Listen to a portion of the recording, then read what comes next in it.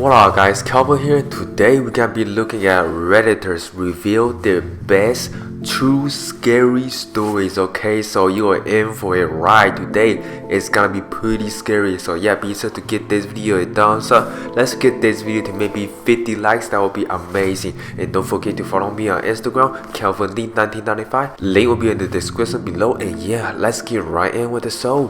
While at uni, my friends and I ran out of booze. Hardly any shops were open because it was late on, so the only option was to walk the mile or so to the nearest 24-hour supermarket. Between the supermarket and the dorms, we lived in what just row after row of suburban houses, which all looked the same. As we were walking down one road, we passed a field with a large campfire and some people riding horses around it. There were people playing musical instruments and general sounds of a good time going on. The horses and fire and the lanterns which were dotted about give it a very old-fashioned feel. Maybe 5 minutes after passing the field, now walking past houses again, one of my friends commented on how weird and out of place that gathering people had been. My other friend and I had been thinking exactly the same thing, so curious, we turned around and walked back to find out exactly what was going on. There was nothing there, not just no people or horses. There was no field, just more and more houses, even though we were absolutely certain we were on the right road. As we simply turned around, we walked up and down the neighboring road too. We found nothing. We weren't drunk, thought we had some drinks, and so I got absolutely no idea what happened that night. So you guys just maybe see some stuff, see some horses, some campfires. I mean, there's 2 or 3 of you seeing it at the same time, and you say you guys are not drunk, so it might be ghost. I posted this on my other account, copying and pasting it here. The scariest thing I had happened while camping. So I live in Eastern Oregon, and my mom lives in Western Oregon. I went to visit her for the summer, and she is very outdoorsy, so we decided to take the 1-hour drive from her city to the coast. We ended up at this free campsite at the top of this hill, huge foothills of coastal mountains, about a 25-minute drive from the top where the campsite is to the bottom where the main road was, and we were the only camper there. We relaxed for the rest of the day, made food. A truck full of men drove up the hill and talked with my mom. I don't know about it, wasn't suspicious at the time, and they leave us. Fast forward to the middle of the night, I wake up to my mom sitting straight out in the tent. I wake up easily, so I heard her gasp and it woke me. As soon as she saw I was awake, she put her hand over my mouth because I was starting to ask her what's wrong. It was dead silent, and all of a sudden you hear footsteps right beside the tent. The little flap that covers the zipper was even moving. Thankfully, my mom has quick whips and said very loudly, "Kenny, grab the gun." Kenny is my dad, although that doesn't matter, and mind you, he was not there. Just as girls like I previously said, they left, no harm was done. Thank the Lord for my mama. Your mom is so smart. Thankfully she has some quick thinking and saved you and herself. Without the quick thinking, man, I don't know what will happen. They seems like they are trying to kidnap you guys or do some robbery maybe. I went to use the bathroom at work, and when I entered, there was no one in there. The bathroom had 4 urinals and 4 stalls, 1 handicap, and I did not see any feet in any of the stalls. I took up my normal spot inside one stall and was doing my business when I heard the sound of someone peeing into one of the urinals, but no one had entered the bathroom. The door is heavy and loud when it closes, so I won't heard someone entering. After a normal amount of time, the peeing stopped, and I heard a few footsteps, but the door never opened. When I finished up, I did a customary look, and there was no one in the bathroom. It is a ridiculous story, but I definitely heard a pee ghost. I didn't know ghosts had to pee too. That is weird. Like, imagine ghosts peeing. You know, I don't know. Ghosts, they never eat. Why would they have to pee? 4 years ago, I lived in a very large farmhouse that was converted into 2 apartments. The house was known as the old boy home. It was used to house boys with behavior issues that was closed due to allegation of molestation. Anyway, I was living with my boyfriend and 3-year-old daughter at the time. My bedroom had a large fireplace that had been boarded out and painted over. I decided to push my bed up against it one day while I was rearranging things. It was like a headboard. That night, around 1 a.m., I had heard a small voice saying, "Mom, Mom, Mommy." I had sat up in bed but didn't see anything, so I reached over my boyfriend, tried to grab my daughter and just put her in our bed. I kept feeling around and I was still hearing the voice, but I couldn't feel her. My boyfriend woke up and turned the bedside lamp on, asking me, "What the hell are you doing?" I explained that Amelia was trying to get in our bed and I was trying to reach for her. I explained that Amelia was trying to get in our bed and I was trying to reaching for her. There was nobody there. My daughter was sound asleep in her bed. Then the next night came. Around 1 a.m. again, my daughter had started to whimper at our door, so my boyfriend got up to take him outside. You know that feeling in a bed when someone lies down next to you? Where is the bed presses in and there is a warmth in your back? I felt that, so I assumed my boyfriend had come back to the bed. I rolled over. My boyfriend wasn't in the bed and I felt the freaking bed release pressure. Whatever was lying next to me had gotten up in that second. I moved my bed next day to the other side of the room and I never had another incident in 2 years I remained that house. It sounds like that house have a ghost living in there. I would just go ahead and move out. It's just scary to me, you know, seeing the ghost like just sleeping right beside you and you feeling the pressure and the warmth of the ghost. Oh, that is scary. When my grandparents bought their house with a family of 10, my grandpa found a fake wall upstairs. He tore it down to make more room for the family. Behind the wall were children's clothes and play toys, almost like they walked off the room in a hurry. My mom told me stories of sitting in her room and something circling the wall around her, sounding like wallpaper being torn. When she moved out, my aunt moved into the same room. She would wake up with pictures she hung up laying on her chest in the morning. My cousin also have stories of hearing footsteps coming up the stairs and stopping outside the door in the middle of the night. I still don't go upstairs at their houses because it's always cold and I get weird vibe up there. Even my adult life, I have a scary dream that takes place in their upstairs. Yeah, that does not sound good, so I will not go upstairs too. I posted this in a thread a while back, but gonna do it again because it applies here. When I was in high school, my uncle would throw me a couple bucks to help babysit his kids with my aunt. They live in a 2-story house but by the water. Nice area. The kids were about 3 and 6. One day I was sitting in their den on my phone when I started to hear a baby crying. Thinking it was the 3-year-old, I headed to the bottom of the stairs to check and see if my aunt was up there dealing with it. I called for her a couple times with no response. The baby kept crying. I called for her one more time, and when I got no response, I started walking up the stairs. Then I heard my cousin and aunts playing outside. All the hairs on my body stood up and I literally felt a chill run down my spine. I quietly turned around, walked down the stairs, got in my car and drove away. The baby was still crying when I closed the door behind me. A few years later, I was drunk at a family party and told my uncle the story.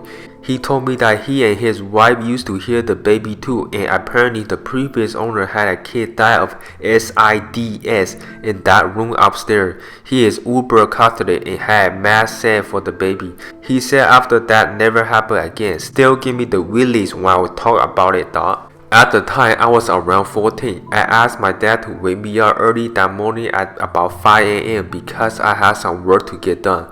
That morning, I was woken up and I flung my leg over the side of my bed. I felt a tug on both of them. What I thought at the time was just my dad trying to get me to hurry up. I reached over to pick up my phone and turn it on. 3:30 a.m. and I looked over at the black figure I assumed was my dad and it was gone. Ooh, it sounds like someone might be trying to rob your house and accidentally grab your leg maybe. Yeah, if you walk out to some stranger in your house, oh my god, that is scary. Freshman year at my university, we had a creepy old door on campus that no one was living in. Everyone generally avoided it because it had an uncomfortable feeling when you get close to it and felt like you were being watched. There are rumor stories about it of two women dying there on separate occasions, one murder, one suicide, and they are the one who haunted the building. One night, a friend was in a bad mood because his girlfriend had broken up with him, so I was walking around campus with him to let him get it off his chest and just trying to help him feel better. We walked past the door and I brought it out about it being haunted and was telling him the story to try and take his mind off of it. So the way the bottom floor was set up, there were two doors on both sides of the building and the hallway ran the entire length of the building and you could see the other door. We walked out to one of the windows and were just looking down the hall when two girls walked out of a room, wearing clothes that looked like they were from the 70s, 80s, and stood there in the hall looking at each other, not speaking. Then one girl slowly turned her head and looked straight at us, slowly turned her head back, then turned and walked the opposite way from us down the hall. So we ran to the other side of the building, but we couldn't find them. We came back to the original door and watched them do the same thing over again. We looked at each other and ran. This freaked me out for a while, especially after when I was sleeping in my room and all my posters fell off the wall at the same time. After telling this story to another friend, he convinced me to go back with him and try to find a way in. We found an open window, which was later found out was the door the girl hung herself in, and climbed in and started walking down the hall. We wandered around the building a bit and just started to notice generally creepy things. Water faucets started coming on. We walked through one room and then back through and a chair would be moved. On the first floor, a desk was turned upside down under the stairwell. As we were getting close to leaving, a lot more water faucets came on and kept getting louder and louder. Then we got back to the room to go back out of the window, and as we put our hands on the window, the door slammed closed, so we ripped the door open, dove out. Oh man, I will not be going to that building. You two are very, very brave. I mean, the water faucet is turning on its own. That is telling you something, okay? That is telling you to get the heck out of that building, okay? There's two people die in that building, so it's totally not safe. I live in an old apartment in 2002. The place was built in 1900s, so it was just over 100 years old when I moved in. The living room and kitchen were fine, but the bathroom and bedroom were unnerving. Like I just always felt like I was being watched, especially in the bedroom if the closet door was open. Those unnerving feelings just became moderately uncomfortable as I settled in. I felt safe in the bedroom, but only if the door was locked. One night I was dead asleep when there was a loud bang on my bedroom door. When I got out the courage to get out of the bed, I checked the apartment and all the windows were closed and locked from the inside.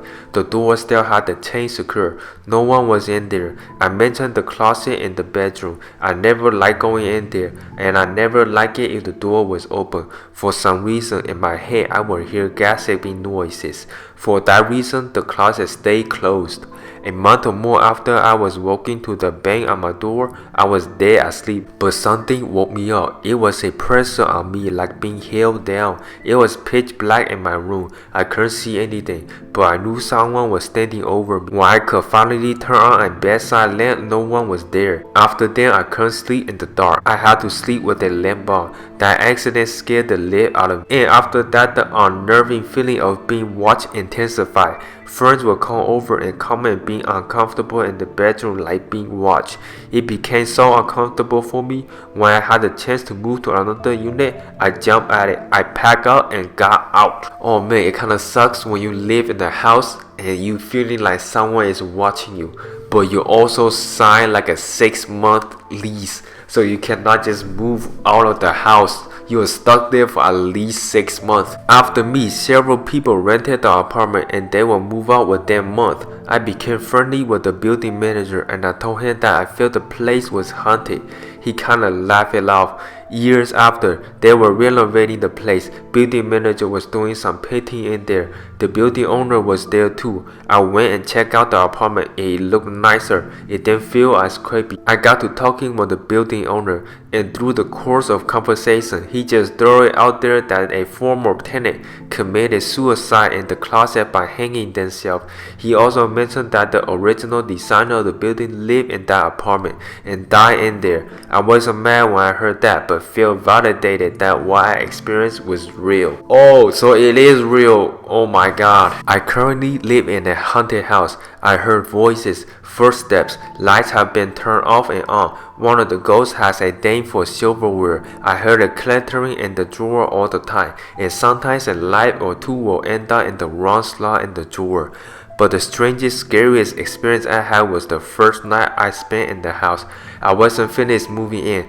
There were boxes everywhere. I didn't even have my mattress up there yet. I was bedding on an old futon mattress, watching a video on my phone, when it get the pain and needle feeling of my feet falling asleep. It said it wasn't on my feet. It was on the top of my head in the shape of a hand. I said good night, turned off my light and tried to sleep. When I woke up, my closet door was ajar, but other than that, everything was otherwise untouched. I guess whoever my unseen roommate is just wanted to check out who I was on my first night. Mine is a bit different. Me and a friend of mine live in rural Ireland. We were going for a walk in the grounds behind a castle. As we were coming to the end of our walk, it was pretty dark, and we glanced into an area that had a well and something caught our eye.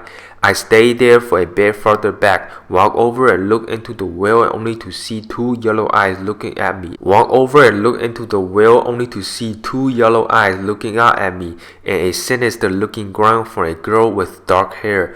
Naturally, we ran like little girls. We were followed by this little girl all night. We went to graveyard and found her watching us while she sat on a tree. We went under a bridge a few miles outside of the village, and she was standing at the other end of the bridge and slowly started walking toward us. We both saw her every single time. Explanation is easy. We dropped a quart load of LSD and were hallucinating. Just fascinating that we both saw the exact same thing. I never told him what I saw in the well until he told me what he had been seeing. It matched. Alright guys, hope you guys enjoyed these scary stories, okay? If you did, be sure to give this video a thumbs up and don't forget to hit the subscribe button so you know when I post new videos. And make sure to follow me on Instagram, KelvinLee1995, link will be in the description below. And yeah, my name is Kelvin and I see you guys in the next video.